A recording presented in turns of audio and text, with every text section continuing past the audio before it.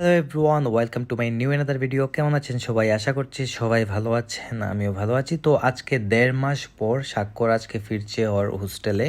তো 1.5 মাসের ছুটি ছিল ওর, দ্যাটস ওয়াই এসে আমাদের সাথে ছুটি কাটিয়ে যেতে পারছে। তো ও কিন্তু প্রতি এক সেমিস্টার পর পরই দেশে আসতে পারে, কারণ এক সেমিস্টার পর পরই ওর কিছুদিনের জন্য ছুটি হয়, দেশে আসে আমাদের সাথে থেকে আবার চলে যায়। যাই হোক, তো যাওয়ার আগে আমরা সবাই মিলে ওকে আশীর্বাদ করছিলাম, বাবা আশীর্বাদ করছিলেন মন্ত্রতন্ত্র পরে। আশীর্বাদের সময় ধান দুব্য দিয়ে আশীর্বাদটা করা হয়। যাত্রা শুভ হওয়ার জন্য এই আশীর্বাদটা সচরাচর সবসময়ই আমাদের এখানে হয়ে থাকে, ম্যাক্সিমাম টাইম আমরা এটা করি। যাই হোক, তো মা বাবা মিলে আশীর্বাদ করছেন, তারপরে পিসিমণি আশীর্বাদ করলেন, তারপর আমার পাল্লা, আমি আশীর্বাদ করলাম ওকে ধান দুব্য দিয়ে। ভাই কিন্তু আরও 4-5 মাসের জন্য চলে যাচ্ছে, 4-5 মাসও আমাদের কাছে থাকবে না। ভিডিও কলে যতটুকু কথা হয়, দেখা হয়, এতটুকুই।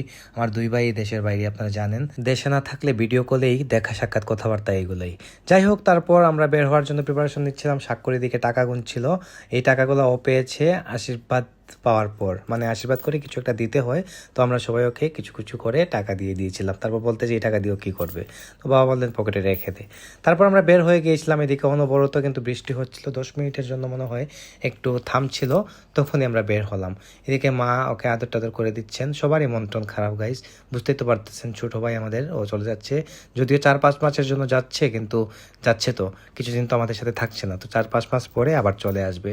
তারপর আমরা রওনা হয়ে গেলাম। আমাদের বের হতে হতে সকাল 10টা বেজে গিয়েছিল, আর ওখানে আমরা পৌঁছাইছি বেলা 2টা বাজে। তো প্রায় 4 ঘন্টার মতো সময় আমাদের লেগে গিয়েছিল তাও। আর হ্যাঁ, ও যাচ্ছে কিন্তু আখাউড়া বর্ডার দিয়ে, মানে আখাউড়া স্থলবন্দর দিয়ে ও প্রবেশ করে ওখান থেকে ফ্লাইটে উঠবে।